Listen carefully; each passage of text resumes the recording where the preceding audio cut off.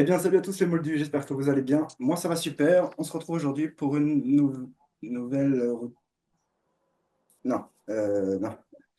Aujourd'hui, pas de routine, mais une parenthèse, une discussion avec un artiste pas comme les autres pour moi, car c'est lui-même qui m'a donné envie de m'intéresser au close-up, à la cartomagie. Primé au championnat du monde à Lausanne en 91, avec un numéro incroyable, nommé Champagne, rarement égalé dans la technique et l'originalité encore aujourd'hui. Il a sorti bon nombre de DVD, de livres, de vidéos et crée pléthore de projets mythiques, comme par exemple Dream Wonder, Éclair, Window Pro, Rendez-vous, Prophétie, l'encyclopédie des tours et des techniques de cartes, Ultimatas McDonald, Bandwidth, Automatique, Unrounded, les fameux DVD Inspiration, et bien d'autres. Au vu de tout cela, laissez-moi l'introduire comme il se doit. On le présente souvent comme un virtuose des cartes, un technicien hors pair, un créateur des plus prolifiques. Et même si toutes ces affirmations sont vraies, elles me semblent insuffisantes, presque trop générales, au regard de la singularité de notre invité. L'homme que je vous présente aujourd'hui est à mon sens bien plus que cela. C'est un obsessionnel de la structure, un chercheur de cohérence interne, quelqu'un qui pense la magie comme un langage et s'exprime à travers elle. Chez lui, les tours ne semblent pas simplement fonctionner, ils apparaissent comme inévitables. Mais attention, toujours avec la parfaite photo en filigrane. Croche, noire, blanche ou ronde, il a toujours été dans l'air du temps. Ses gestes sont des notes, ses routines des mélodies. Et si vous tendez l'oreille, ce qui viendra à vous, c'est une véritable symphonie. Mesdames, Mesdemoiselles, Messieurs, j'ai aujourd'hui le plaisir de recevoir Maestro Jean-Pierre Valarino. Bonjour Jean-Pierre. Bonjour, Aben. Très, très gentil ton intro.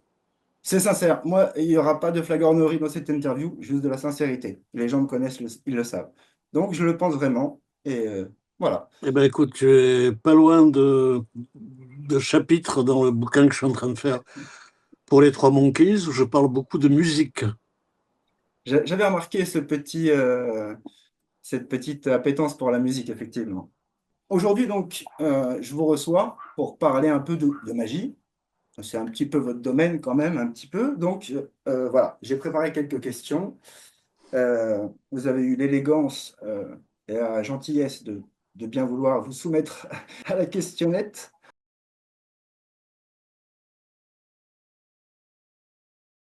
La première question, alors, on l'a déjà posée, vous en avez déjà parlé, euh, mais simplement juste pour qu'on resitue un petit peu, même si l'introduction l'a faite, euh, j'aurais aimé savoir à quel âge vous avez commencé la magie.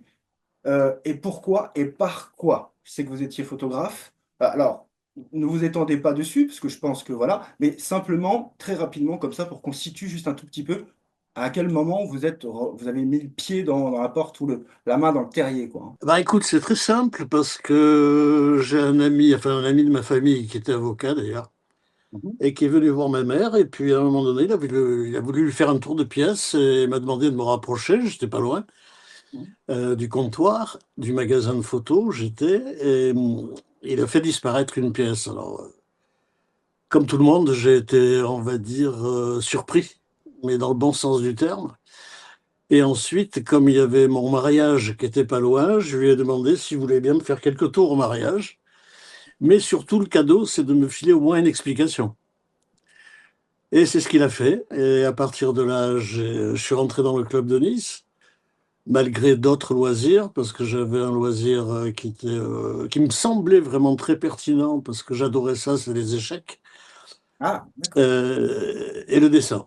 Alors donc voilà, hein, c'est parti tout simplement de ça. Au mariage, il m'a expliqué effectivement un tour, ce qui fait qu'on a failli divorcer avec ma femme au bout d'une heure, parce qu'on est resté une heure dans une arrière-salle. Je voulais pas partir parce que j'étais scotché dans les explications et je voyais déjà qu'il y avait un sentiment, on va dire, un petit peu plus épais Ouais, qu'une surprise. Il y avait quelque chose qui me touchait, sans savoir quoi d'ailleurs, ouais, hein. ouais, Voilà, ça c'était le début. ouais. On va dire, en pseudo-classique. Après, je peux répondre de façon humoristique par rapport à cette question qu'on m'a beaucoup posée, où on me disait, vous avez commencé comme, avec quoi? Je dis, ben, avec une boîte de magie, comme tout le monde, mais il y avait une petite différence, c'était que la boîte de magie, c'était la mienne. Ouais. On la connaît, la fameuse. Voilà. Ouais. Donc ça, c'était ma façon pour couper un petit peu les réponses classiques, hein. Sauf qu'effectivement, j'ai commencé tard. C'est vrai, j'avais déjà à peu près une vingtaine d'années quand j'ai vu ce tour de pièce, et puis le club, et puis après tout ce qui s'est enchaîné, sans que ce soit programmé, parce que c'est un destin, je pense. Je crois. Euh, Vu que je suis en train de tout faire a posteriori par rapport au bouquin, Mhm, mhm. je m'aperçois en fait que c'est pas une histoire de chance, c'est une histoire de destin. Voilà, il a fallu qu'à un moment donné, quelque chose me pousse à aller plus loin. C'est comme ça que j'ai fait ces fameux clips qui sont passés à la FAP en 89, grâce à Audouin Rambaud, qui était le président du club. Il m'a dit, écoute, carte blanche, fais ce que tu veux. Et j'ai fait ces clips parce que, en tant que photographe, j'étais souvent accompagné de caméramans, enfin de studios. Mhm. Donc, j'ai pu faire ces clips qui sont passés pendant les 3 jours au congrès. À partir de là, tout s'est déclenché sans aucune programmation. J'ai eu la femme de Richard Ross qui était présente et qui a voulu absolument téléphoner à son mari pour lui dire dès qu'on vient sur les Côtes d'Azur, il faut que tu le rencontres. Et puis à partir de là, ben, les choses petit à petit sont faites sans vraiment d'arrière-pensée ni de programmation. Ouais, ouais, je vois. Mhm. Mhm. Comme une évidence, quoi.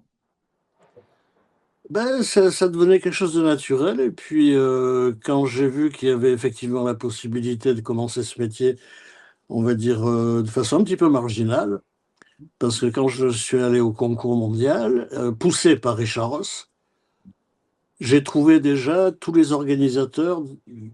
Avant le concours, hein, ils étaient dans le hall, ils me cherchaient pour déjà signer des contrats pour faire des tournées de conférences dans les pays différents.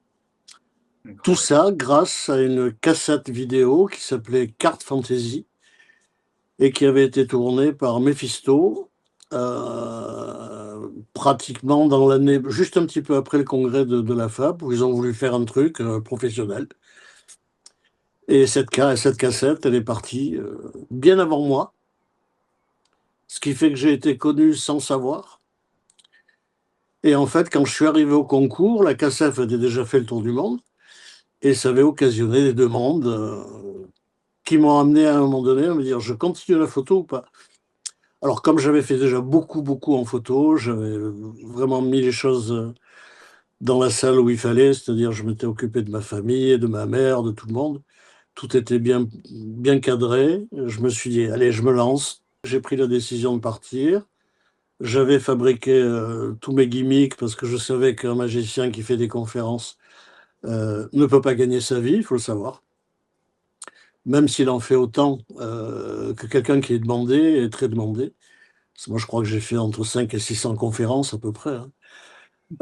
Mais s'il n'y a pas des gimmicks à vendre, donc comme j'étais probablement tombé dans le berceau quand j'étais petit, j'avais des idées pour faire des gimmicks, ce qui fait que je pouvais vivre de ces conférences. Parce qu'il ne faut pas être hypocrite. Les conférences ne payent absolument pas le magicien qui les fait. Si vous n'avez pas les tours qui vont avec, vous faites ça une fois, deux fois, trois fois, après vous arrêtez, quoi. Faut être raisonnable. Ouais, ouais. Non, bien sûr.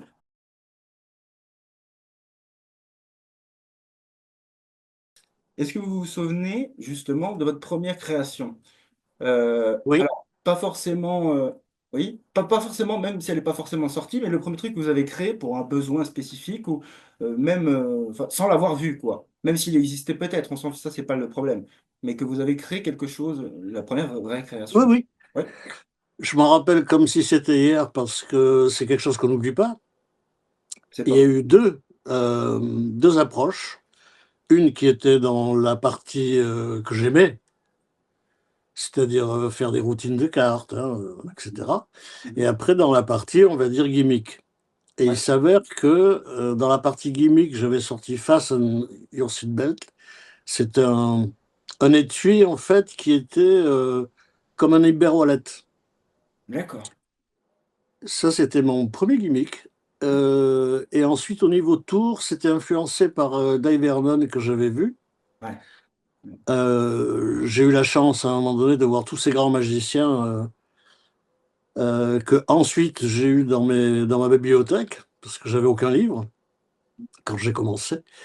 Et après, je les ai vus au premier rang de mes conférences, et ça, c'est quelque chose qu'on n'oublie pas. Et Vernon m'avait donné envie de faire un tour que je ne sais plus comment j'ai appelé. C'était un triomphe, en fait, tout basique. Mais il était suffisamment basique pour lui plaire, parce que j'ai eu la chance de le voir sur 3 ans, avec Caps, avec Aman, etc., puisque j'étais invité par un ami qui les invitait chez lui. Il avait une grande villa. Et la première fois où il a fait une soirée qui a duré 2, 3 jours dans sa villa, c'était ma première invitation. Je savais absolument rien faire, hein. Mhm. J'avais que des bases rudimentaires. Et en voyant tous ces grands travailler, c'était extraordinaire. Parce que il n'y avait pas de rivalité, il n'y avait pas de concours, il n'y avait pas de je suis meilleur que toi, il n'y avait pas tout ce qu'on retrouve, on va dire, dans le milieu magique où tout le monde est champion du monde. Et ça m'a vraiment nourri. Et ça m'a nourri pourquoi? Parce que j'avais en face des gens qui voyaient que je regardais avec une attention plus que particulière, que je posais des fois des questions un petit peu trop pertinentes. Et le truc, en fait, qui a joué en ma faveur, c'est que dès que j'avais un tour ou deux qui restait dans ma tête, je partais dans une salle de la villa de Docteur Fiallo et j'essayais de remonter le tour. Et quand je revenais, j'étais, on va dire, très loin du tour. Mais j'étais loin sans être loin, parce qu'il y avait à la base, il y avait un truc que j'avais pigé. Alors tout ça est un petit peu difficile à expliquer parce que c'est un peu, oui, c'est un peu complexe. Mais je Et comprends quand là, même. et là, ils se sont dit, bon, c'est un vautour, le mec. Et d'ailleurs, ils m'ont appelé le vautour. Et pour terminer l'histoire, dès que Fiallo invitait de nouveau l'année suivante d'autres magiciens, comme Paul Harris, comme tout ça, Mhm. les mecs disaient, mais il y aura le vautour parce qu'on on nous en a parlé. Et fur et à mesure, sur 2, 3 ans, forcément, grâce au docteur Fiallo, qui est un très bon close-up man, j'ai appris des choses qu'on ne pouvait pas apprendre en France. On n'avait ni bouquin en anglais, on avait, je crois, juste le début des bouquins de Volmer. Ouais. Richard Wagner, hein. Mhm. Le début, simplement. Mhm. Euh, donc, au bout de 3 ans, on va dire que je m'étais un petit peu plus vite formé que la moyenne, en apprenant des choses que ensuite j'ai désappris. Ça, c'est, on va dire, un truc, on l'a ou on l'a pas. Beaucoup de gens l'ont, mais ils s'en servent pas. Moi, il fallait que la magie que je fasse avec les cartes, elle corresponde à ce que j'aimais voir Mhm. et que je ne voyais pas forcément. Donc, je me suis mis à, on va dire, réfléchir comment rendre fluide quelque chose qui a peut-être dans la durée de la routine, qui a peut-être 3 ou 4 coupures Ouais. ou ruptures. Mhm. Mhm. Donc, je me suis aperçu que souvent c'était les techniques. Donc, j'ai retravaillé les techniques à ma façon pour faire des routines, on va dire, qui ressemblaient à ce que j'aimais voir. Et tant pis si la personne en face n'avait pas, hein. Là, j'étais vraiment entre moi et les cartes. Et il fallait que ça soit musical, il faut que ça soit fluide, il faut que ça soit harmonieux. Et beaucoup de gens après ont pas mal discuté sur Champagne parce que Champagne était une petite exception. Et là, ils se sont aperçus effectivement que pour arriver à voir ce qu'ils ont vu, il fallait que j'aille un petit peu plus loin que d'habitude, à savoir, il faut que je change les techniques pour que les techniques soient pas un frein. Donc j'ai appris ce qui était très difficile. Et ensuite, je me suis mis à mettre des choses qui me permettaient de dire, là, c'est facile. Après, je me suis, on va dire, entouré de musique parce qu'il fallait qu'il y ait, pour moi, dans mon cerveau, quelque chose qui remplace la parole. Ouais. Mhm. Donc, la musique, pour moi, c'était quelque part indissociable. de ce que je faisais. Comme j'avais pas de, on va dire j'avais pas de parcours qui était programmé à l'époque, je faisais ça pour me faire plaisir, essentiellement. Ouais. Alors la musique que j'aimais et qui me permettait de, on va dire, d'être bien avec moi-même, c'était pas mal le jazz, dans le sens blues, à l'époque où je faisais des clips d'ailleurs, hein. Mhm. Ces fameux clips, ils ont été bien sûr en musique.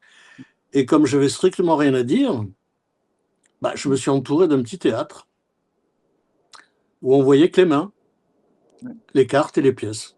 Et j'ai eu beaucoup de mal à lâcher, on va dire, ce côté un petit peu théâtral quand j'ai fait les conférences, parce que pour te dire la vérité, les 2 premières années, je faisais champagne à mes conférences. Et quand je finissais champagne, je faisais bien sûr la conférence classique.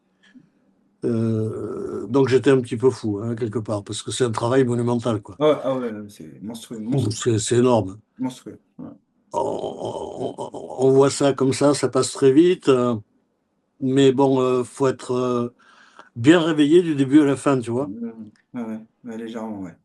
Voilà. Légèrement. Et la musique a été le truc le plus important. Après, dans toutes mes conférences, j'avais strictement aucune histoire.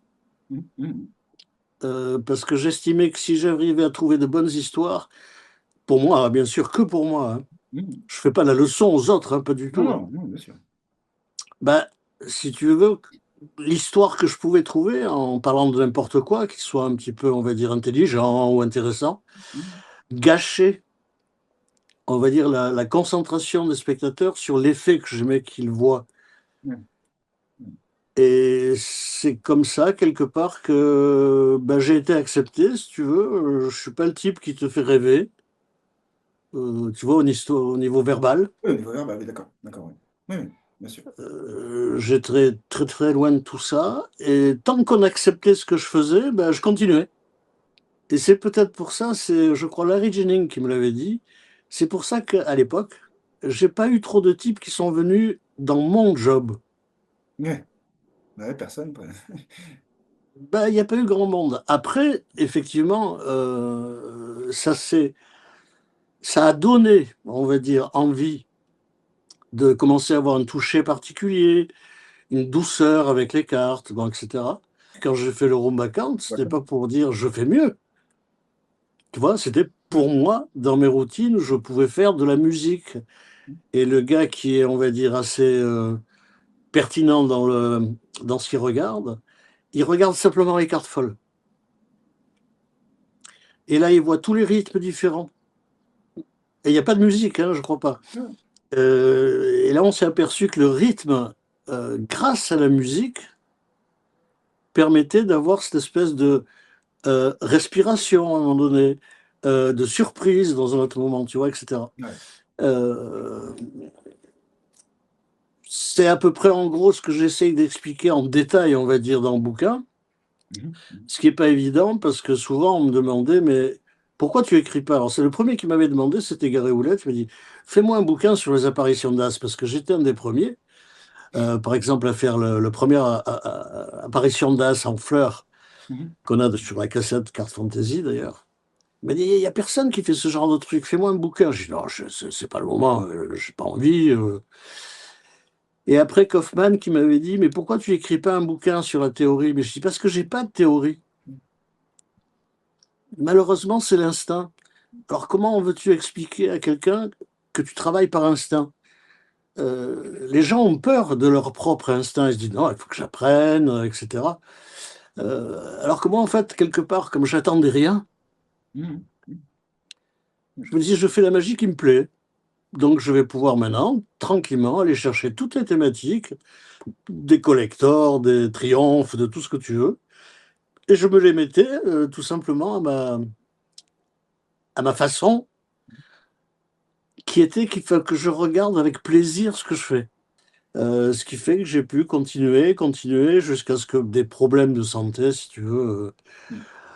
m'empêchent de continuer tous ces voyages, parce que j'ai fait pendant à peu près 15 ans, à peu près 4 fois le tour du monde. Et chaque fois, je changeais mes conférences. Et chaque fois, je changeais de gimmick. Et le plus difficile, c'était pas le travail que tu faisais, Il faut savoir que le plus difficile quand tu enchaînes des conférences, c'est l'organisation. Parce que je te donne un truc que les gens ne savent pas, mais c'est normal, c'est pas leur truc. Tu fais une tournée aux États-Unis. Ok, tu arrives à Chicago avec ta valise. Mais tu sais que ta deuxième conférence, par exemple, et par exemple, est à Buffalo. Mhm. Il faut donc que tu te fasses envoyer de France les tours que tu considères vendre à Buffalo, en te disant, à Chicago, il faut que je vende tout, parce que si je repars avec une valise pleine, je me retrouve à Buffalo avec 4 valises. Donc, tu vois le genre de truc, là, de roue qui tourne. En plus, tu rajoutes à ça les problèmes d'avion, les problèmes de retard, les problèmes où tes valises n'arrivent pas avec l'avion, tu vois. Et tout ça, on va dire, tu l'acceptes volontiers la première année parce que c'est une surprise. La deuxième année, tu commences à se dire un petit peu à l'avance, aïe, faut faire gaffe. Parce que quand je suis allé faire, je crois que c'était où? C'était à Washington, D.C. Par précaution, j'avais mis une partie, on va dire, dans les soutes et Mhm. j'avais gardé le plus important en valise à main, tu sais. Mhm. Mhm. Et dans les valises à main, il y avait de quoi faire champagne. Les pièces en argent, tu vois, enfin, de la valeur, quoi. Et quand on arrive dans le car qui t'amène directement à l'aéroport, les portes s'ouvrent, parce que là-bas, c'est pas comme ici, hein, c'est assez moderne. Là, j'avais juste posé les valises pour attendre que la porte s'ouvre, et quand la porte était ouverte, je me baisse pour prendre les valises, il n'y avait plus de valises. Et là, ça a été, on va dire, en plus, comme je parlais pas très Aïe. bien anglais, je parlais à la police, je suis allé de partout, on disait fermez tout, il faut que je retrouve mon matériel. Et c'est grâce à Kaufman, d'ailleurs, que j'ai pu récupérer une partie pour pouvoir quand même faire le show, quoi. Voilà. Oh. Ça, c'est un peu les inconvénients, on va dire, des Ouais. voyages que tu fais souvent, quoi. Ouais. Je sais qu'en Roumanie, par exemple, j'ai jamais retrouvé mes valises. Moi, Purée. je suis arrivé à destination, les valises, non. On ne sait pas où elles sont. Ça fait 20 ans, je ne sais pas où Ouais, elles ouais. sont. Voilà. Incroyable. Donc, Incroyable. Oh. après, tout ça te met on va dire, dans un inconfort Ouais, bien sûr. Bien sûr. un peu stressant, un peu fatigant. Après, tu dors très peu, parce que quand tu finis les conférences, bah, je sais pas, vers minuit, minuit et demi, Mhm. ils ont préparé un pot à la sortie, tu Ouais, vois. bien sûr. Bien sûr. Tu finis ça vers 3 heures du mat, et puis tu as ton réveil à 6 heures, parce qu'il faut prendre l'avion à 7 heures pour être à 10 heures, tu vois, ailleurs. Ouais. Ouf, c'est, ça a été bien que je commence tard, parce que j'avais à peu près 40 ans, hein. Mhm. Mhm. Par contre, quand les 50 sont Ouais, arrivés, j'ai commencé à être un bien sûr. petit peu, tu vois, Bien sûr. Mhm. j'avais pas la pêche d'un type qui a 25 ou 30 ans, quoi. Ouais, c'est sûr. Ça peut se Voilà, comprendre. Bien sûr. voilà. Bon, Mhm. et après, heureusement, j'ai pu gagner ma vie avec les gimmicks en travaillant surtout avec Murphy, quoi. Mhm. Et là, pendant 10 ans, on a fait avec Sophie oui, que ça. De temps en temps, je faisais une petite sortie pour faire un masterclass. Je me régalais quand il y avait des gens qui venaient me voir, c'est-à-dire voir ce que je pouvais leur proposer pour avoir un angle différent sur les cartes et les pièces. Mhm. Malheureusement, la grande partie venait pour partir de la conférence en ayant deux, trois tours dans la poche, donc c'était pas avec les miens qu'ils pouvaient partir. Et donc, il fallait que je montre ce qui m'a un petit peu découragé. Ouais. Des emplamages classiques, des comptages MC, tu vois, Ouais. des trucs que je faisais plus, On vient pas d'ailleurs. voir Valareno pour ça quand même. C'est fou. Et ça m'a un petit peu découragé parce que malheureusement, il n'y avait pas la Confiant. sincérité. Parce que Ouais. souvent, je demandais dans ce genre de réunion qui était, on va dire, un petit peu isolée, hein, Mhm. je, je leur disais, mais vous voulez quoi? Dans les 2 heures qu'on va passer, vous voulez quoi? Que je vous apprenne un cachetage MC ou que je vous montre comment on peut arriver à une double surprise dans un tour où vous avez pratiquement pas touché les cartes? L'MC. Non, vous montrez l'MC. Alors je mettais des petites variantes à l'intérieur pour me faire plaisir, quoi, tu vois. Après Ouais. les empalmages, alors ok, je montrais un empalmage, de A jusqu'à ce que tu veux. Et puis ensuite, quand je faisais des routines, je faisais mes empalmages. Mhm. Parce que j'avais montré, parce qu'il fallait que je m'amuse un peu, quoi, tu vois.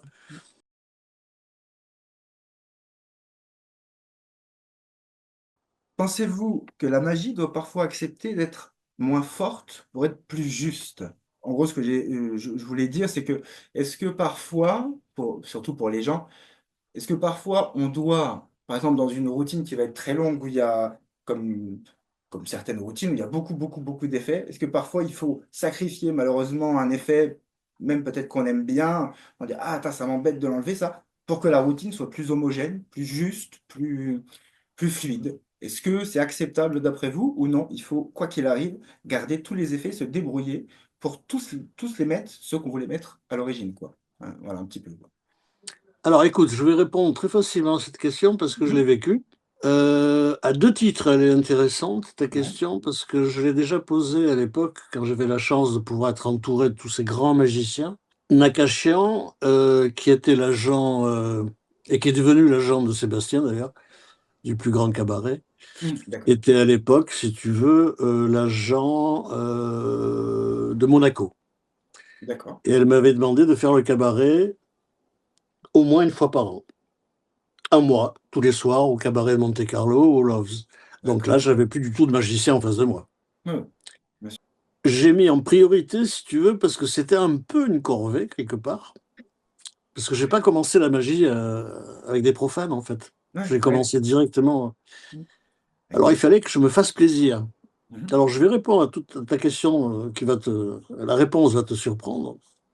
J'en doute pas. Si on parle de cartes, je crois que j'ai dû faire un millier de fois la carte ambitieuse. Mais je me suis fait une carte ambitieuse personnelle.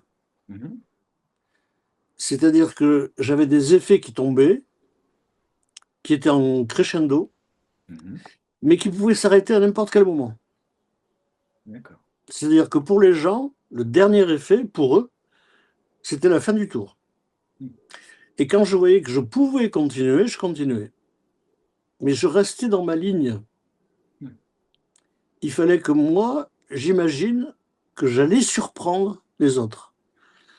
Donc j'essayais, si tu veux, la plupart du temps, de leur donner des pistes pour qu'ils se disent le prochain coup, je vais suivre. Mhm. Tout ça donnait, on va dire, une espèce de combat dans le bon sens du terme. Mhm. Alors je vais te dire, la carte ambitieuse, elle finissait toujours dans le portefeuille, hein. Mhm. Mhm. Pour moi, Mhm. j'ai jamais vu plus fort pour les gens Je suis d'accord. par rapport à la tête qu'ils faisaient, par rapport à ce qu'ils disaient après la sortie du cabaret. 9 fois sur 10, il fallait qu'elle sorte du portefeuille. Les tours de pièces que je faisais, très simple. Matrix. Pour les gens, si tu veux, c'est le tour idéal parce qu'ils n'ont pas à choisir, ils n'ont pas à réfléchir, ils n'ont pas à se rappeler, ils n'ont pas tout ça. Mhm. Ils ont des pièces qui vont quelque part où il ne faut pas qu'elles aillent, tu vois. Mhm. Alors j'avais mes Matrix, bien sûr, que je mettais en priorité.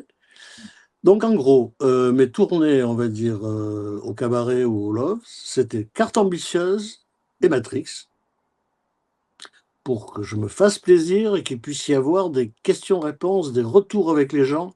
Et si tu sais bien mener ta barque, les gens vont, puissance 3 Mhm. raconter ce qu'ils ont eu, Ouais, bien sûr. tu vois. Mhm. Mais le portefeuille, il était sur la table, il l'a jamais touché, tu vois. Il se rappelle plus que je l'ai cherché. Et ainsi de suite. Voilà. Donc, en gros, si tu veux, je faisais ni sandwich, ni collector. Tu sais, les gens, je me suis aperçu, en fait, qu'en gros, une levée double, une simple levée double, Mhm. faite correctement, normalement, sans fioriture, sans rien, à partir du moment où tu as 10 sorties différentes, tu fais un tabac. Mhm. Tout à fait. Je reviens maintenant pour finir. Si on regarde bien le nombre incalculable de livres qui sont dans les bibliothèques de gens qui sont experts, Ouais.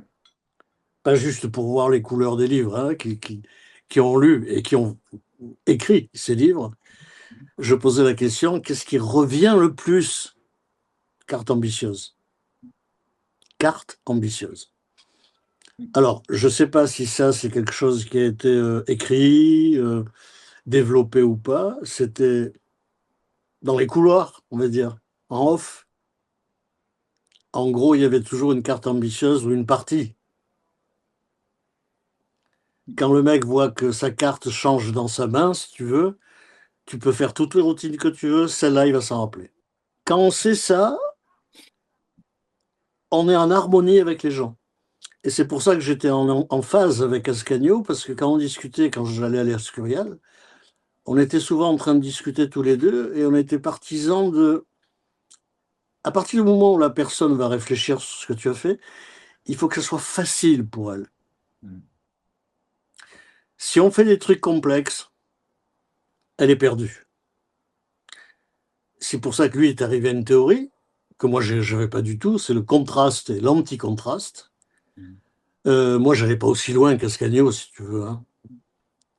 Mais on s'entendait bien sur un point, c'est-à-dire on était d'accord sur la carte libre. La carte libre, il ne faut pas qu'elle soit entourée de sophistication. Mm. J'ai toujours fait le plus simple possible, le plus simple à comprendre, et quelque part, le plus fort pour les gens. C'est ce qui différencie peut-être la magie pour les profanes et pour les magiciens. C'est presque l'opposé, si on Ah regarde. oui, ah total, oui, Ouais, total. Mais forcément. tu sais, il y a beau aussi. J'ai tellement fait de conférences que si tu veux, je peux donner un pourcentage sur, par exemple, 100 personnes. Il y en a à peu près 80 qui ne savent pas faire un comptage MC. Après, tu en as une petite dizaine qui sont au-dessus. Et après, tu as le premier rang, qui est là non pas pour chercher les techniques, mais pour voir comment dire, l'angle que tu as donné sur le tour. Et pourquoi j'ai donné cet angle? Non pas pour remplacer des techniques qui existent, surtout pas, mais c'était juste pour moi. Quand j'ai touché la Tfus Move de Marlowe, pourquoi? Parce que c'est une excellente technique. Technique. Mais j'avais un petit problème, moi, je montrais trop les as. Tu les montres sur la table, après tu les prends en paquet, et puis après avec le jeu, tu en prends un que tu retournes sous le paquet, que tu Bien sûr, montres. bien sûr. Et quelque part, si tu veux, c'est très bien Pas parce que c'est logique. clair. Ouais, Pour les gens, c'est clair. Donc moi, j'ai fait ma technique qui s'appelle le Dem Move, où en fait, où tu fais un étalement de cartes et c'est fini. je vois très bien. Plouf, tu refermes et tout est prêt, on va dire. Le break au majeur. Oui, où voilà, il y a une double carte qui est un Ouais. tout petit peu en À in-jog. l'intérieur de la main. Ici. Donc tout ça, c'était pour que moi, je puisse, on va dire, non pas suivre la musique, mais oui, quelque part, suivre une musique que j'avais dans la tête. Mhm, mhm, Et c'est comme ça que tu arrives à être et à répondre à la question, qu'est-ce que vous avez travaillé pour être fluide? Ben, en fait, j'ai travaillé ce qui me permettait d'être fluide. C'est tout mhm. simple. Bien sûr. Et ça, c'est valable pour tout le monde. Pour tout le monde. Il suffit juste de prendre conscience. Surtout pas de penser que tu fais mieux, mais penser que tu vas faire quelque chose pour toi. Mhm, Parce que si ça vient de toi, tu vas le faire naturellement. Tu n'as pas, comme dans la danse, des figures imposées mhm, mhm. qui vont un petit peu t'obliger à avoir le côté esthétique un petit peu de temps en temps, on va dire, coupé. Ouais, ouais. Parce que ton cerveau, il coupe à un moment donné, quand tu es prêt de faire une manipulation, on va dire, un peu sophistiquée, il te coupe, il est concentré sur ce que tu vas faire. Bien Et sûr. ça se voit sur ton corps. C'est vraiment infime, hein. Mhm. C'est des trucs que j'ai analysés, on va dire, de façon instinctive, hein. Et quand je faisais ces routines avec des trucs compliqués, j'étais plus moi-même. C'était plus moi, j'étais une copie de beaucoup de magiciens, très bons, mais ça s'arrêtait là, quoi.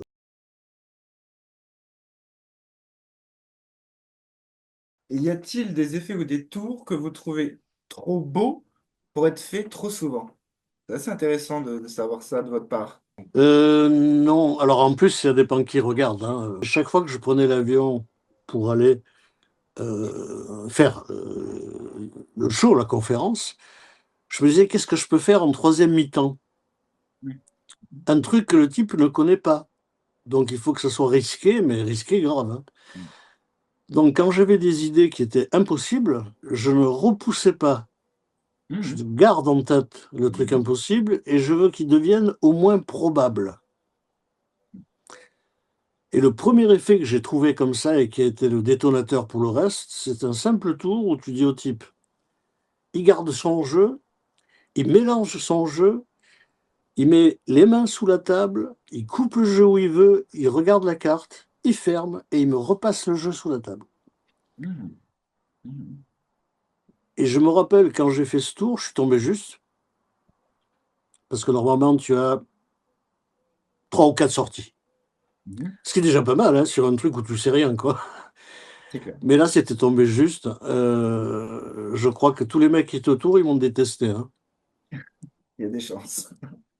Voilà. Alors, ce genre d'effet, on va dire que tu peux pas mettre dans un répertoire parce que Ouais, c'est bien, bien sûr.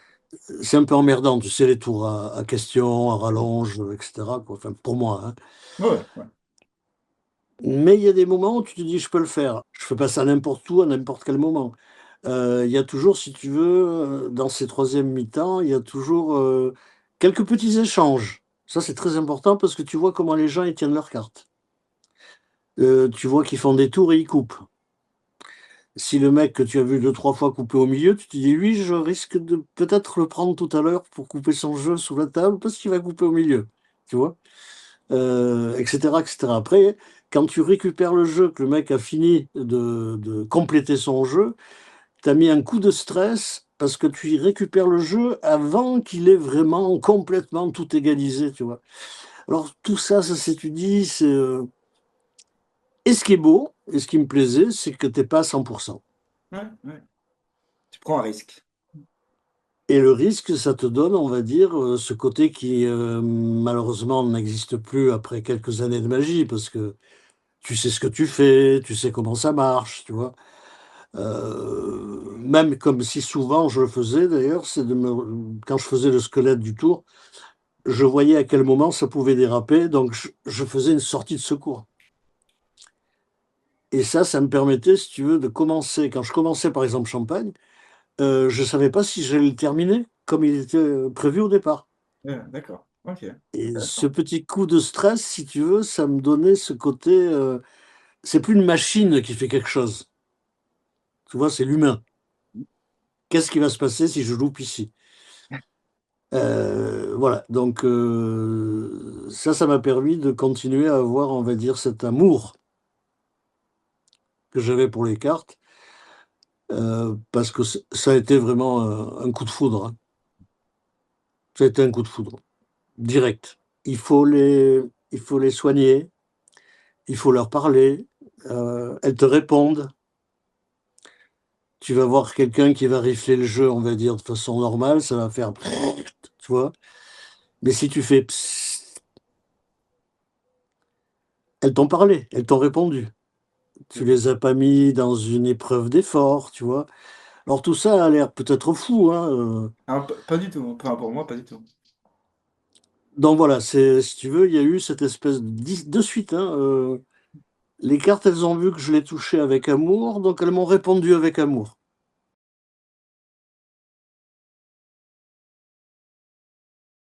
Est-ce qu'il existe, Jean-Pierre, des tours que vous n'avez jamais publiés, voire jamais montrés?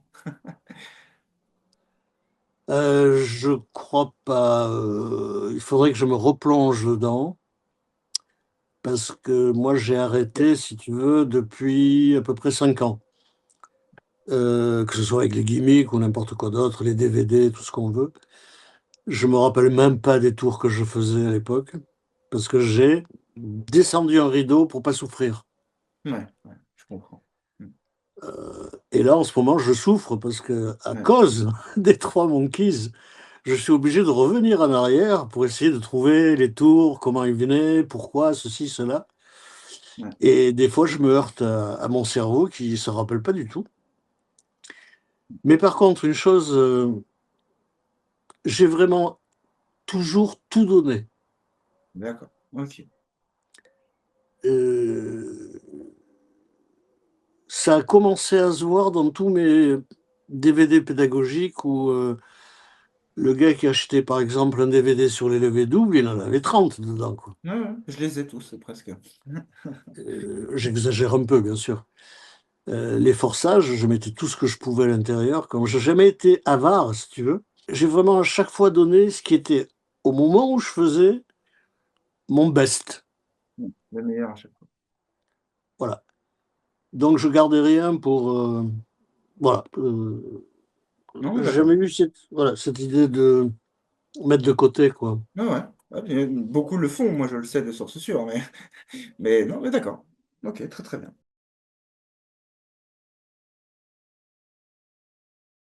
Est-ce qu'à un moment dans votre carrière bien étoffée, Jean-Pierre, il vous est arrivé de douter? Parce que nous, de l'extérieur, quand on voyait sur les DVD, on se dit, cet homme-là, jamais il doute une seule seconde. C'est pas possible. Il arrive, c'est carré, c'est bam bam, et voilà. Mais il vous est arrivé de douter, malgré tout? Alors quand je fais des choses, je ne doute pas. Ça se voit. Quand je réfléchis à ce que je vais faire, je doute. Ouais, ouais, d'accord. Très bien.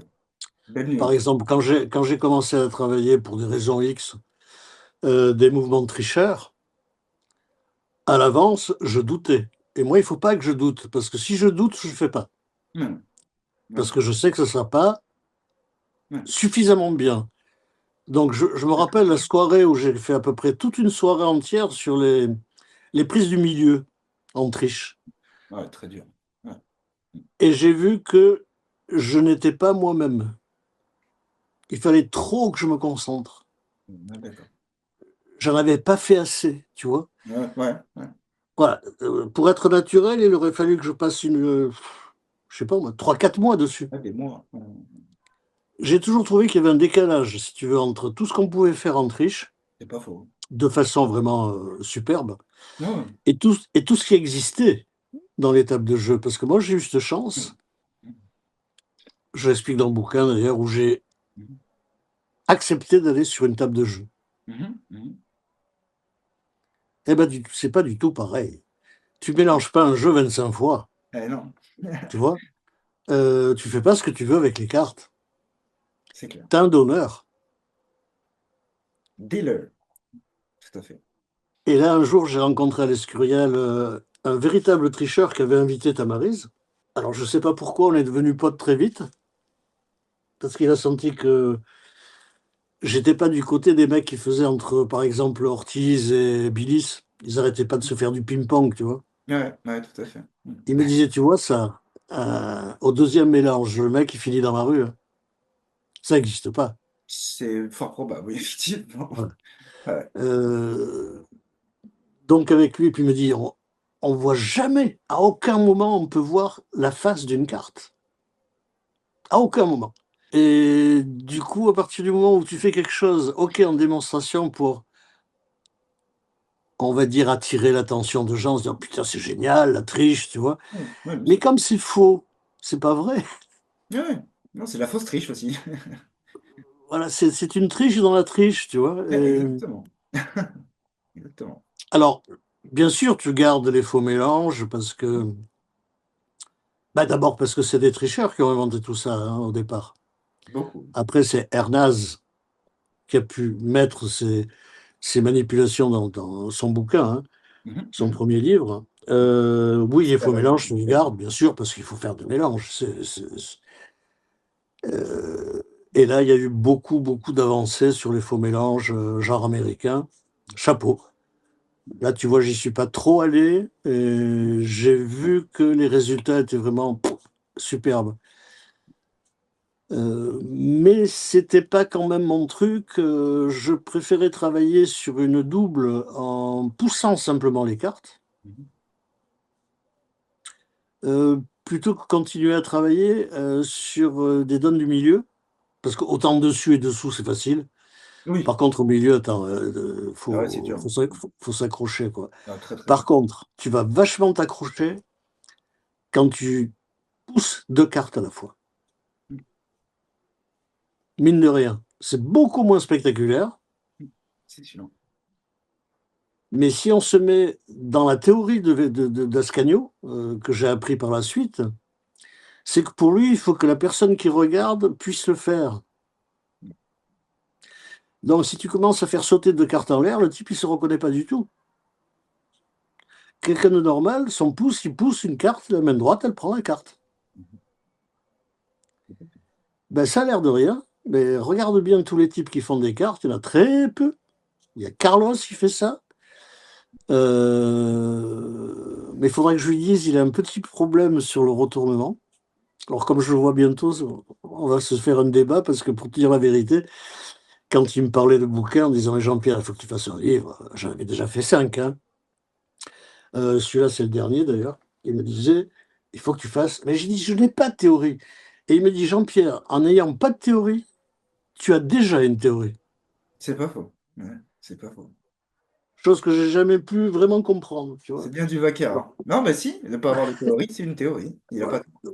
Donc, je sais pas si tu vois celui-là. Ouais, ouais, Là, c'est mon dernier chez ouais. Vanishing. Mhm. Il y a à peu près tous les tours vraiment que j'ai aimé sélectionner. Euh, Par contre, si Dieu me file la santé, après le bouquin sur la biographie, quoi, en gros, Mhm. j'espère faire un bouquin pour que ce soit définitivement, on va dire, bouclé. Ouais. Parce Mhm. que le problème, c'est que tous les bouquins que j'ai faits étaient en français. Euh, Ouais. Si tu dépasses pas les frontières, Ouais, malheureusement. Mhm. c'est plus à toi. Mhm.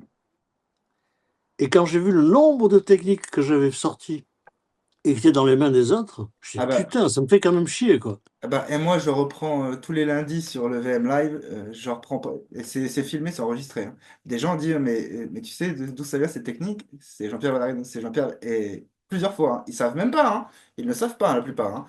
Mais ils l'ont vu, et ouais, c'est quand même triste un peu. Mais oui, le Staircase Control, tout un tas de...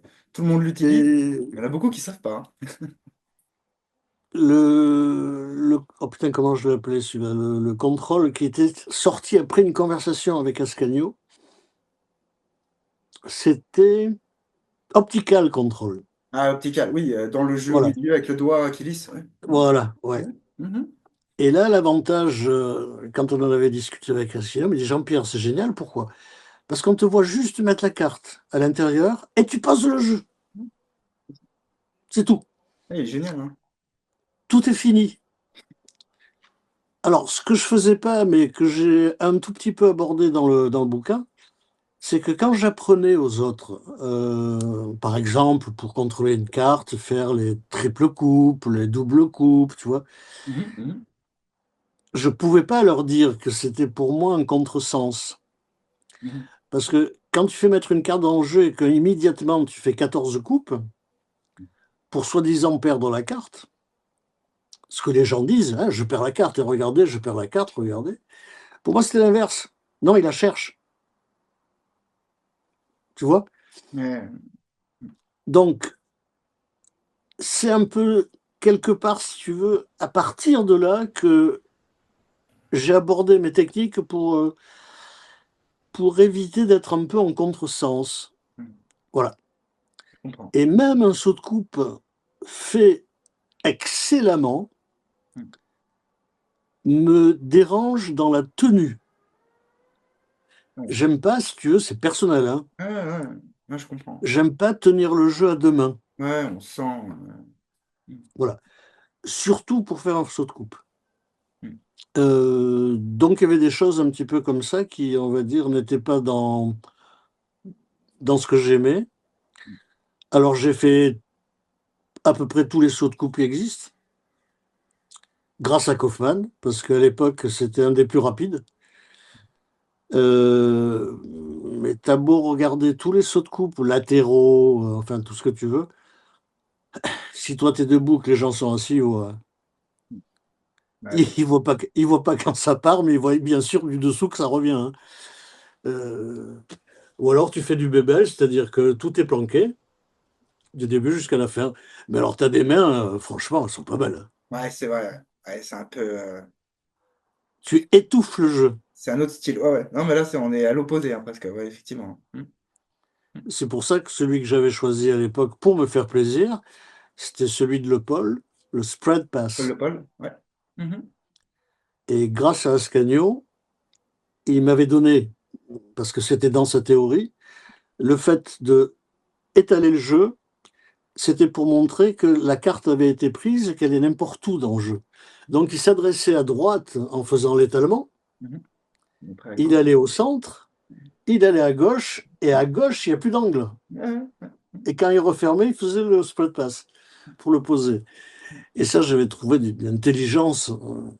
Tu te dis, mais pourquoi j'ai pas pensé, quoi, tu vois, quelque part. Ouais, c'est Et souvent ça. bon, lui, c'était un grand penseur. C'est pour ça qu'on a toujours eu des débats vachement intéressants, parce que l'avantage, c'est qu'il parlait bien français, enfin Mhm. suffisamment bien pour qu'on puisse discuter, quoi. Ouais, d'accord. Et à part le côté un petit peu commercial, parce qu'il m'a dit, Jean-Pierre, on est quand même obligé de passer par là, quoi. Ah, il n'y a pas trop de choix, c'est sûr. Après, on s'entendait très très bien du côté off. On fait beaucoup trop de mouvements par rapport à ce que le tour réclame. Il faut très peu de choses pour. Mais bon, après, tu as des modes aussi, hein, Ouais, bien sûr. tu vois. Mhm. Mais laisser, dès que la carte est remise dans le jeu, laisser un millimètre dépasser, qui te permet de poser le jeu, tranquille. Il s'est rien passé. Il n'y a pas eu de coupe, il n'y a pas eu de saut de coupe, il n'y a rien du tout. Et c'est là où rentre en jeu, effectivement, des choses que j'ai jamais faites, mais qui me paraissent évidentes maintenant avec l'expérience. Mhm. C'est, tu rentres dans la théorie, là, de Tamaris, qui est la parenthèse d'oubli. Évidemment. Mais il faut laisser le jeu, Bien sûr. Mhm. faire autre chose, Mhm. et après tu reprends le jeu. Pour les gens, il ne s'est rien passé. Par contre, toi, tu as la carte enseignée qui te dit elle est là. C'est tout con. Non, mais c'est génial. Ouais. Et ça te permet d'être beaucoup plus à l'aise sur l'extra-tour, Mhm. c'est-à-dire ce que tu vas faire, prendre simplement l'étui, bref, plein de petits mouvements comme ça qui n'ont rien à voir avec le contrôle de la carte, qui sont extérieurs. Et quand tu as bien enveloppé ce que tu as fait à l'extérieur, Mhm. là, tu peux revenir au jeu.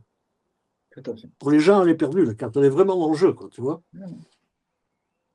Et quand tu vas faire un side style de la carte qui est effectivement un petit peu en saillie pour filer le jeu mélangé, tu as tout gagné. Oui, il Ouais. faut savoir faire un side style. Mais si tu te mets à fond dessus pour voir tous les petits défauts que tu peux corriger, tu peux arriver à une perfection. Ouais. On en est loin. Après, c'est une question de motivation, hein. Ah ouais, non, mais c'est clair. Non, mais il faut Tu bosser, vas hein. t'arrêter sur un truc que tu sais faire en te disant est-ce que c'est vraiment le meilleur moyen? Si tu te poses la question, tu vas voir qu'il y a d'autres moyens. Le tout, c'est se poser la question.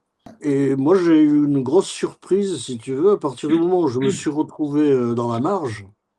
Mhm. Je me dis, Mhm. mais pourquoi je suis tout seul, moi, là? Et il a fallu attendre pas mal d'années pour voir des types commencer à toucher les cartes dans les tours de petits paquets ou autre chose de façon très gracieuse, Mhm. très linéaire, très, très fluide, tu vois. Ouais, ouais. Et c'est ce qui a fait dire dans tous les, enfin, tout ce qu'on a pu traduire, que ce soit en japonais, en italien, en américain, c'est que j'avais ce truc qui a donné envie aux autres. Ah bah, moi, je vais pas dire le contraire, hein. Voilà. Donc, Voilà. Donc, ouais, tout à fait. Ouais. mais c'était pas du tout programmé, hein, c'était, je suis comme ça, je suis comme Ouais, ouais, ça, non, donc mais voilà. bien sûr. Mais c'est justement ça qui a fait, je pense. Il n'y avait pas de calcul, c'était comme ça, et puis c'est tout. Et, Non, ouais. ça n'a jamais été calculé. Moi, les seules petites, on va dire, questions que je me posais, c'est quand tu parlais de doute, Mhm, c'est mhm, pas mhm. tellement par rapport au tour que je faisais, Ouais. c'est par rapport à je fais un métier, mais je sais pas très bien où je vais, quoi. Ah, bien sûr. Ouais, ouais, ouais, je comprends. Dans la photo, je savais à chaque fois. Je mettais le truc en Ouais. perspective Mhm, mhm. et j'arrivais à mes fins. Ouais. Là, tu te dis, attends, on m'a déjà vu deux fois, trois fois, quatre fois. Après, ils vont passer à autre chose. Et s'ils passent à autre chose, qu'est-ce que je fais? D'ailleurs, beaucoup, hein, qu'on connaît. Le dernier que j'avais invité, les deux derniers, dans mon souvenir, hein, pas en fin de congrès. Mhm. C'était Roberto Giobbi et puis c'était Lennart Green. Roberto, il m'a dit, Jean-Pierre, je fais tout ce que tu veux sauf les tables. Parce que je ne peux pas créer l'ambiance. Parce que lui, par contre, comme il m'avait dit un jour, parce on passait, je crois que c'était à Bilbao, en Espagne, je passais avant lui en spectacle. Ouais, ouais. Lui était en plus avec une équipe de télé, parce qu'il faisait un reportage sur lui. Mhm. Quand je suis sorti, il m'a dit, Jean-Pierre, on ne peut pas passer derrière toi, quoi. Ouais, ouais, ouais, c'est compliqué, hein. Parce que on a deux magies complètement différentes. Toi, l'image et la photo se font avec les cartes. Moi, l'image et la photo, elles se font avec le verbal. Ouais, Parce que Joby est très fort ouais, ouais, dans ouais. les histoires, dans tout ça, tu vois. Ah, ouais, ouais. Et là, j'ai eu du mal à saisir, à comprendre, parce que je suis pas tout réactif à chaque fois, tu vois. Mhm. Mais en fait, il avait raison. Il a une magie, effectivement, qui lui va très bien, Ouais, bien sûr, bien parce sûr. qu'il a vraiment quelque chose à dire, et c'est un type d'une culture monumentale, hein. Il peut te parler de n'importe quoi, c'est toujours intéressant. Ouais, ouais, je vois très bien. Il y a des gens comme ça, ouais. Ouais. Mhm. Et puis après, des gens qui ont rien à dire, ben, c'est moi. Moi, j'ai franchement rien à dire, quoi. Ah, mais Vous c'est ça. regardez le tour, tant mieux. Si vous vous endormez, tant pis, hein. Qu'est-ce que je Ouais, te ouais. dis? Non, mais c'est ça. Votre discours, il est dans vos tours. C'est ça, en fait. C'est ça. C'est exactement ça. Hein. Euh, Puis vous n'avez pas rien à oui, dire, quand même. C'est pas vrai, ça. Pas vrai, ça, quand même. bah, j'ai trouvé des trucs qui étaient intéressants, mais je ne les ai pas mis en application. Ouais. C'est pour ça que quand j'essayais de trouver des supports d'histoire, j'allais Mhm. beaucoup trop loin. C'était dans la métaphysique, c'était dans la science, dans le scientifique, c'était dans plein de trucs Mhm. qui sont intéressants dans les conversations parce que tu apprends des choses des gens qui n'ont pas forcément lu, tu vois. Ouais, ouais. Mhm. Mais ce truc-là, à partir du moment où tu fais poser une question dans la tête du type parce que tu as dit un truc qu'il a surpris, Mhm. ah, et il a oublié ce que tu as fait avant avec les cartes, hein. Je sais même pas s'il se rappelle de la carte choisie à la sortie, quoi. Si on devait caricaturer, hein. Ouais, ouais. Mais non, c'est compliqué. En fait, il faut vulgariser, il faut arriver à vulgariser tout en ne perdant pas de vue les faits. Et en fait, il faut se servir d'un raisonnement scientifique, je ne sais pas, par exemple, pi ou la mécanique quantique, pour faire croire qu'on utilise ce principe, vous voyez, mais pour faire croire que ce qu'on va faire est possible, alors que matériellement, c'est impossible. Ce qu'on va faire, on va déchirer une carte, on va la reconstruire. Enfin voilà. Euh, Mhm. S'il y a ce lien qui est fait, je pense que ça marche. Mais bon, Ah, il faut que ce soit vraiment très proche, hein. ouais, ouais, ouais, je crois. Il faut vraiment que ce que tu vas faire avec les cartes corresponde à ce que tu as dit. Ouais, exactement, Alors là, exactement. je suis d'accord avec toi, effectivement, Ouais, le type, il veut voir. ouais, ouais, Parce que exactement. Ouais, ouais. C'est ça. ce que tu as dit, Mhm, c'est mhm. abstrait, quelque part, hein, il Ouais, ne le ouais, c'est voit ça, pas, tout quoi. à fait. Maintenant, s'il dit, regardez, voilà, ce que je vous ai expliqué, on va le faire. Ouais, voilà, c'est ça. Là, c'est super. Mais là, il faut un bon cerveau, hein. Ah non, mais c'est sûr, hein, ouais, ouais. Non, c'est pas facile. Non, on essaye, on n'y arrive pas, rarement. Alors maintenant, effectivement, je serai dans cette position, je me servirai comme beaucoup de l'IA, hein, Ouais, bien parce sûr, qu'elle te répond à des tas de questions, on va dire, où il te faut 4 ou 5 bouquins pour avoir la réponse. évidemment, Elle, en 3 minutes, elle file la réponse, hein. c'est clair. Non, ça aide beaucoup.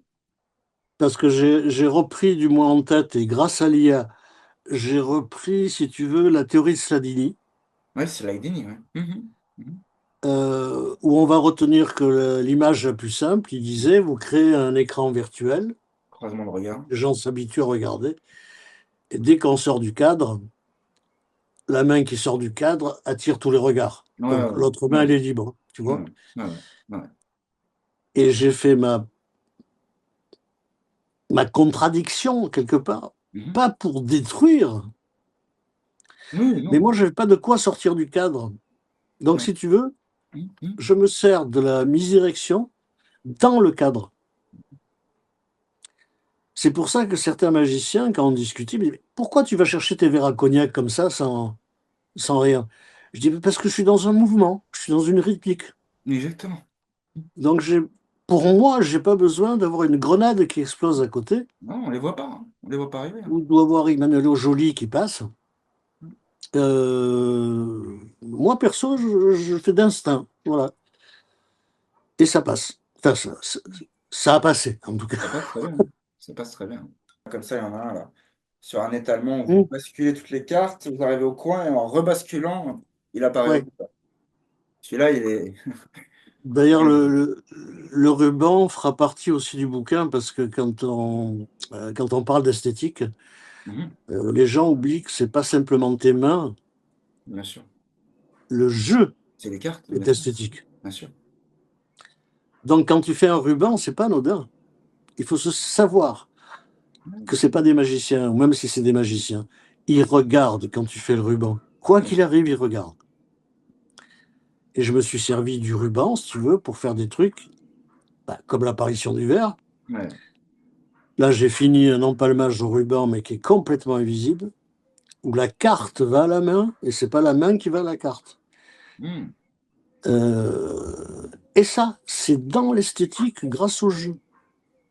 Ouais. Parce que le jeu est beau. Ouais. Tu fais un simple éventail, mais c'est d'une C'est beauté magnifique. extraordinaire. C'est magnifique. Donc, j'essaye un tout petit peu de développer ça aussi dans le livre. C'est sûr que c'est beaucoup de sentiments par Ouais. rapport à toi. Ouais. C'est pas forcément facile de trouver les mots. Ouais. Non, mais on a hâte de lire ça.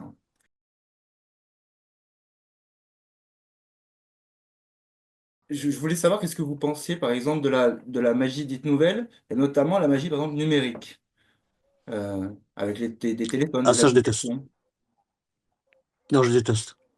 Ouais. Mais vous pouvez préciser, parce que moi, je fais pas non plus du tout, mais je voudrais savoir pourquoi vous n'aimez pas ça. Ça m'intéresse de Ah, savoir. parce que alors là, franchement, je suis pas le mec à penser à la place des autres, mais si j'étais spectateur, si je vois un type venir avec un iPad ou autre chose, je dis, bon, ça va, On est tout est fait d'accord, à ça peut tout l'avance, quoi. faire. Un iPad, ça peut tout faire, on est d'accord. Bah, Moi, c'est quelque ce que part, je je dis, vois pas mais bon, tellement personne. l'intérêt, quoi. Ah ouais. Ah, mais ça Ça, casse. franchement, c'est un truc, t'as beau faire meilleure chose que tu veux avec le téléphone, d'accord, bon. Ouais. Pensez à n'importe quelle carte, pouf, elle arrive. Bah, écoute, Bah oui, mais si t'as mis ton programme ou si t'as acheté le programme qui le permet, bah, c'est si ça. t'es content de toi, tant mieux. Tu vois, Non, mais il y a je beaucoup de suis magiciens content. qui disent que, mais non, les gens n'y pensent pas. Et, bon, mais non, c'est un point de vue, hein. Après, chacun a le sien, il n'y a pas de souci. Mais moi, je suis plus du vôtre, là. Pour le coup, c'est vrai que je suis pas. Mais je respecte, hein, attention, hein, je respecte. Je parle pas des, comment dire, c'est vrai que c'est quelque chose de personnel. Bon, Oui, oui, bien je me sûr. raccroche à l'idée que j'ai raison, parce que je me dis, les gens, certainement, ils doivent être un peu froids devant ce genre de tour qui est froid. Ouais, c'est pas Euh, faux. Parce que quelque part, là, tout est fait dans un écran. Ouais, ouais. Je sais pas si c'est vraiment, on va dire, spectaculaire pour 10 ou 15 personnes à la fois. Bon, Bah, ouais, je sais pas. je peux pas dire que j'ai raison. Là, je fais simplement, on va dire, appel à mon sens perso Ouais, ouais, de ce qu'on peut représenter en tant que cartomane. On a un rôle à jouer. ouais, bien sûr, bien sûr. Je pense, sans être sûr, que les gens préféreront sans doute un très bon tour de cartes qu'un très bon tour avec un iPad. Je crois. Parce qu'ils ont vu le type à 1 mètre, où c'est un énorme écran. Ils peuvent juger, ils peuvent sentir, tu vois, c'est... Ouais, bien sûr. Ça, c'est une petite expérience de pensée, pareil, que je voulais vous poser, Jean-Pierre. Euh, ça n'arrivera pas, hein, mais si vous deviez effacer tous vos tours et n'en garder qu'un seul, Ouf, est-ce que vous auriez une ouf, réponse ou non, c'est pas possible? C'est strictement impossible. je crois pas. Ah, c'est dur, hein. Non, non, je crois pas que je puisse en garder un seul. Si jamais vous étiez obligé, allez, admettons, c'est une expérience de pensée, hein, vous êtes obligé. On vous dit, voilà, c'est tout, tout va disparaître, tu dois n'en laisser qu'un pour, dans des siècles, voilà, il y a un tour, c'est Valarino, c'est ça. C'est un tour, c'est ça. Oh, c'est difficile parce que chaque Ouais. fois qu'un tour était terminé, si tu veux, pour moi, c'était le dernier. Ah bah oui, oui, C'était le oui, meilleur. bien sûr. Ouais, c'est dur, non, c'est dur, c'est dur. Ah oui, il y a un truc dont je suis très fier. Alors, heureusement qu'il y avait Lennart Green et David Williamson. C'était après la Colombe d'Or. On était au restaurant avec tout le monde. Et bien sûr, on fait des ping-pong de tours de cartes, hein. Mhm, mhm. Et là, je leur montre mon faux mélange où tu peux. Alors lui, il est complètement original, hein. Personne n'y a pensé avant.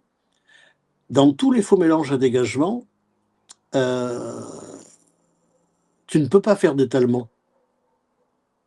Ouais, Parce que quand la partie est dégagée de l'autre partie, bah, t'es dans la merde, tu ouais, vois. ouais, c'est clair. Mhm. Et là, j'ai mis ce faux mélange. Je ne sais plus comment je l'ai appelé d'ailleurs. Ouais, parce que je le vois pas celui-là.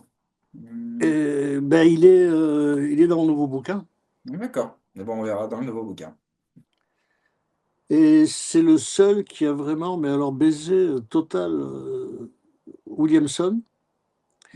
Parce qu'il y a un truc que j'ai intégré à l'intérieur et qui t'empêche de penser que tu fais un faux mélange de dégagement. Mhm, C'est qu'au moment où les cartes sont mélangées et égalisées, mhm. le jeu est pris de suite et il est tapé sur la table.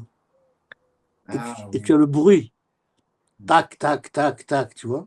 Ouais, ça me dit quelque chose. Et après le bruit, tu peux faire le spread. Tu reviens et tu dégages. Alors, c'est sûr que il regardait, on va dire, il était à 5 centimètres du jeu, quoi. Ah, bien sûr. Parce que ça dépasse pas beaucoup, hein. Alors, il faut effectivement avoir les mains très sensibles, hein. Ouais, au bout des doigts. Mais les gens qui font beaucoup de cartes ont les mains sensibles. Par contre, là où j'ai joué sur ben, enfoncer le clou plus profond, c'est le bruit de l'égalisation. C'est lui qui fait toute la différence. Il y a un aspect sonore, ouais, qui stipule que ça a été égalisé, quoi. Voilà. Et ça, Ouais, effectivement. c'est peut-être le truc le moins impressionnant et celui que j'aimerais qu'on garde. C'est pour ça qu'il sera certainement, je ne sais pas s'il était dans Mélodie, le bouquin que j'avais fait avec CC Éditions. Je ne Je crois ne me pas. rappelle pas. Parce que je l'ai fini il n'y a pas très longtemps. Il me semble pas, hein. Il me semble pas. Et si j'arrive à avoir le temps de faire, en tout cas, le bouquin en français, Mhm. euh, il sera dedans. Et je trouve que ça, par rapport à tous les gens qui font beaucoup de faux mélanges à dégagement, c'est une grosse avancée. Alors, pas pour le public, hein. Ça, Pour c'est le vraiment public. le truc typique magicien, tu vois. Mhm. Mhm. Mhm. Tous les mecs qui touchent bien les cartes, ils font des dégagements, c'est sûr. Les strip out, si tu veux, Ouais, je sais pas. Mhm. c'est la monnaie d'échange la plus utilisée, quoi. Mais alors, j'étais le premier à me dire, on peut y arriver. Et ce putain de bruit, quand je l'ai trouvé, il a servi à deux choses. C'est grâce à lui que je peux justement étaler après, parce que je consolide les cartes. Ouais, et ils sont pressés, et du coup, ça a fait Voilà. ça décale. Ouais, d'accord. Mhm. Et ça les cimente. Ouais, ouais, d'accord. Et deuxième truc, c'est qu'effectivement, ça donne l'impression que tu t'en fous, parce que poum, poum, poum, t'égalises sur le coin de la table, quoi, tu vois. C'est le genre de truc que tu sors quand il y a avec vraiment de très bons magiciens, parce que Mhm. c'est pas la peine de s'emmerder autant devant un public qui a qu'une chose en tête, probablement, c'est quand tu mélanges, il doit se dire pourquoi je mélange pas moi, tu vois? Pourquoi c'est lui qui mélange? C'est pas faux. Donc les tours où tu peux filer le jeu à mélanger, c'est les meilleurs, hein. Ouais, ouais, c'est vrai. C'est vrai, c'est vrai. Alors, je veux pas copier Boris Wilde, qui lui sait exactement à quoi pensent les gens.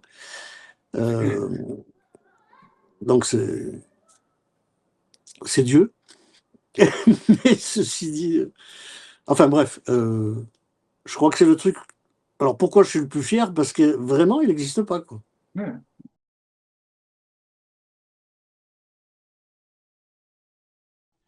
Une question sur la nouvelle génération, on va dire. Je m'inclus dedans, hein. Est-ce que vous voyez une erreur que font typiquement les nouveaux magiciens et que vous faisiez peut-être même vous à un moment, à une époque, est-ce que vous voyez une erreur qui revient, récurrent, quelque chose de récurrent, une erreur flagrante, qui dit non, ça, voilà, ça va pas. Est-ce que c'est l'empalme, parce que moi j'ai bien appris l'empalmage, vous savez, avec le pouce, hein, en dessous, toujours, hein.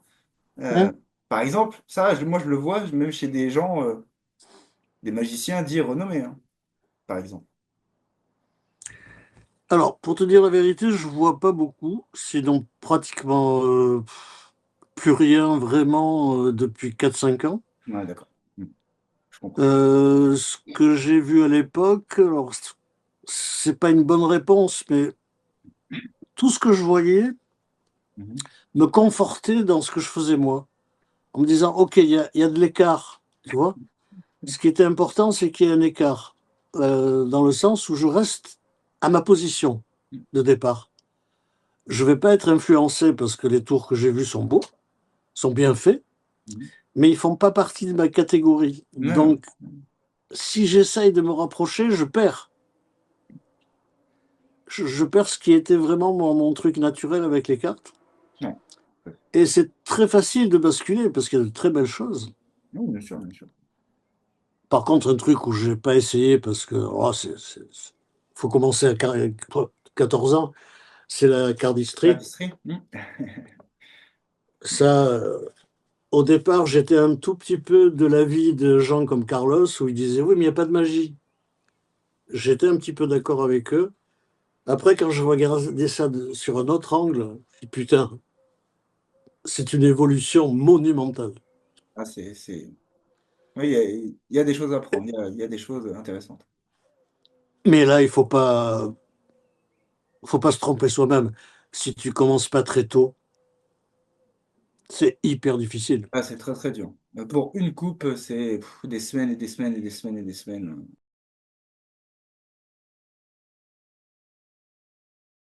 Pensez-vous qu'il est possible et même souhaitable d'utiliser la magie comme moyen d'expression, voire de revendication au même titre que la peinture euh, ou la musique, ou doit-elle rester absolument neutre? J'ai dit, est-il souhaitable? Ça ne veut pas dire qu'on est obligé de le faire, mais est-ce que c'est souhaitable de le faire si certains le font?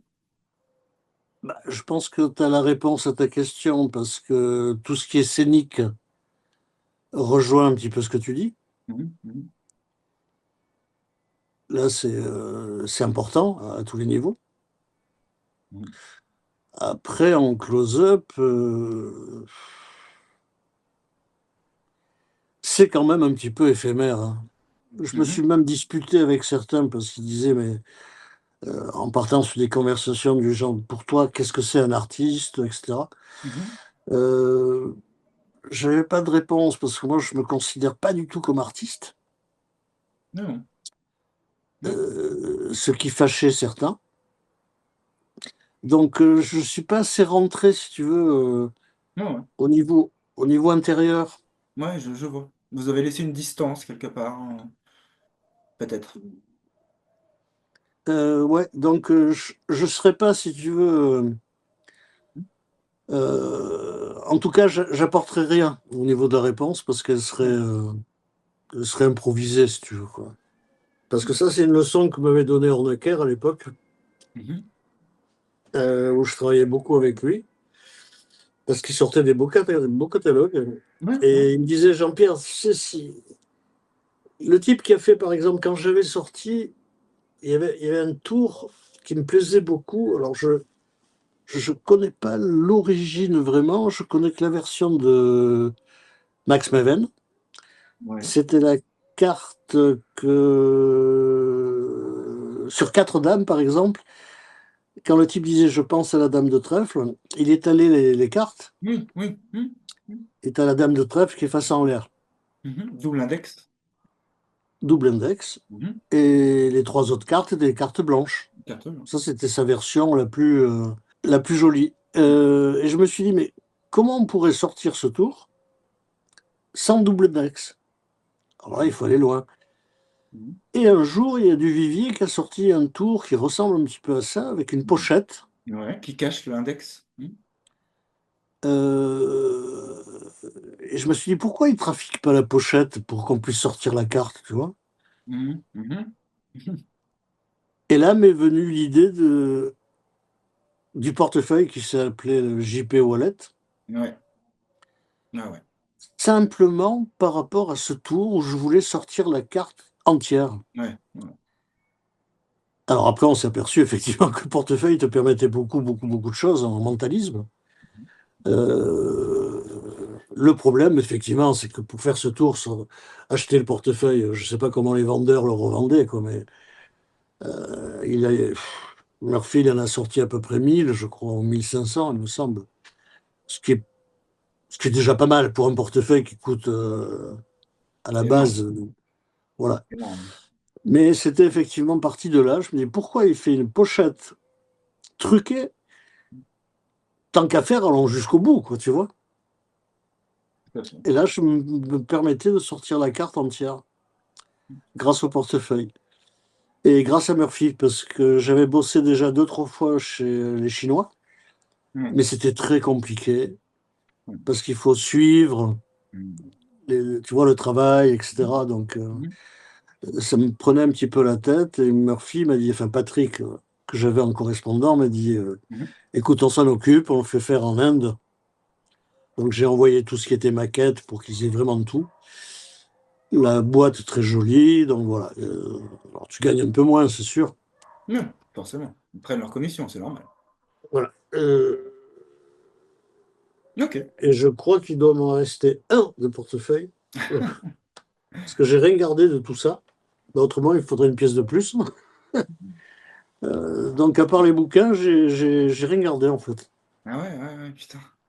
Vous n'avez pas C'est un un petit. exemplaire de chacun de vos tours, non? Non, Non? non, Incroyable. hélas. D'accord. Bah, c'est-à-dire que quand tu es pris dans un boulot, on va dire, où enfin, ton principal objectif, c'est de faire le chiffre d'affaires qui te permet de vivre, quoi. Tu penses pas à garder, tu vois, dès qu'un tour est terminé, il fallait en enchaîner un autre, hein, parce que Ah tu ouais, fais pas ton mois avec un seul tour, tu vois. ah ouais, c'est sûr. Que la machine, elle roule, faut pas qu'elle s'arrête. C'est comme ça que j'ai sorti à peu près entre 80 et 100 tours avec Murphy, hein, Mhm, mhm. sur à peu près 7 ans de collaboration. Ah, 7 ans, ouais, putain. Ouais. Ah, 400 Et euros, avant, 7 ans. c'était avec SFP. Je sais plus combien d'années on est restés ensemble. Enfin, ensemble. C'est lui qui me prenait les tours en priorité, mais j'ai certainement un truc à deux chiffres, hein, dans le sens Ouais. facile de 100, parce que lui, il faisait un carton avec. C'était l'époque où tu achetais un tour par le catalogue. Ah ouais, Tu voyais rien. ah, d'accord. Donc c'était ton imaginaire qui travaillait, Ouais. quoi. Mhm. Ça, c'était une belle époque pour les tours. Ah ouais, j'imagine. Ouais. Après, quand tu le vois, tu devines. Enfin, Et un truc que me disait aussi Mayette, à l'époque, c'était pas du Vivier, c'était avant. Ah ouais. Mhm. Il faut que le mec qui te voit faire le tour, écoute bien, hein, il faut que le mec qui te voit faire le tour derrière le comptoir, Mhm. acheteur donc, l'acheteur qui regarde, il faut qu'il se dise, je peux le faire mieux que lui. Mhm. Donc surtout le mec, le vendeur qui fait le tour, faut surtout pas qu'il appuie sur l'accélérateur pour faire des trucs pas possibles. Mhm. Mhm. Même à la rigueur, on rentre dans la catégorie d'Ascanio quand il mélange un jeu, il fait tomber des cartes. Ouais. Ouais. Tu Mhm. vois? Ouais, je vois. C'est pas un mélange faro d'une main. Ouais. Mhm. Le client ne l'achète pas. Tu vois? Donc il faut qu'il mélange, on va dire, presque vulgairement, que ça tombe un peu par terre. Et cette théorie qui est un peu difficile à digérer quand même, hein, Ouais, ouais. Il elle faut faire est exprès. au niveau commercial, elle est bonne. Ouais, d'accord.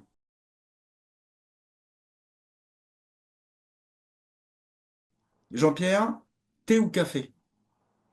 Café, Montagne ou mer? mer. Voiture ou moto? Ah, voiture, Cinéma ou lecture? cinéma. Soir ou matin? Alors maintenant, je dirais matin. Autrement, j'aurais dit soir. Mais si tu veux, le soir, je suis crevé à cause de mes pathologies. Donc, je préfère le matin où c'est un petit peu mieux. Silence ou musique? Musique. Scène ou salon? Un salon. Bach ou Miles Davis?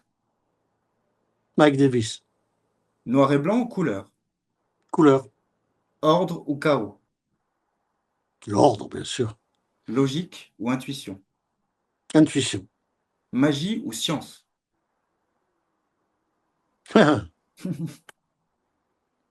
Science. Charpie ou Mont Blanc? Mont Blanc. Carte ou pièce? Carte.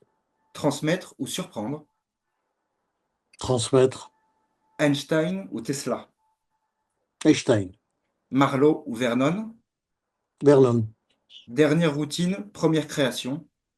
Première création. Faire rêver ou faire réfléchir? Faire réfléchir. Jean-Pierre Valarino ou JPV? JPV. Merci beaucoup, Jean-Pierre. Merci. Merci à toi, mon grand. Merci, vous avez été adorable.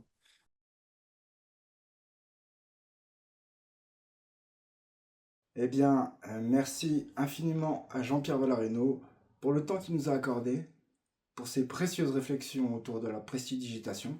Et puisque nous connaissons tous le magicien, son autobiographie qui sort très prochainement nous donnera l'opportunité de connaître un peu plus l'homme qui se cache derrière le miroir. Je vous invite d'ores et déjà tous à réserver votre exemplaire. Merci mille fois pour tout ce que vous nous avez appris, partagé, enseigné. Et merci pour cette magie qui restera pour toujours en chacun d'entre nous. Chapeau l'artiste. Mes respects. Eh bien, merci à tous d'avoir regardé cette vidéo. N'oubliez pas de liker, de commenter et de partager. Cela récompense le travail. Il ne me reste plus qu'à vous souhaiter une bonne journée ou une bonne soirée. Et surtout, surtout, n'oubliez pas, ne vous arrêtez jamais de rêver. À bientôt.